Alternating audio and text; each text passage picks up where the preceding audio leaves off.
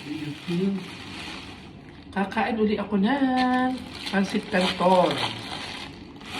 At namiss ko ang pansit canton at saka itong tinapay na buns. At meron akong chili garlic. And may baon din akong kaunting rice. Yan, rice. Ang aking pansit canton, my favorite. Ngayon lang uli ako kumain, tsaka kahapon. At ang aking coffee with Coffee Mate.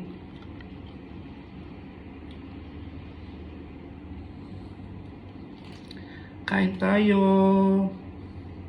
Ako hindi pa nakakapag-plancha ng aking buhok.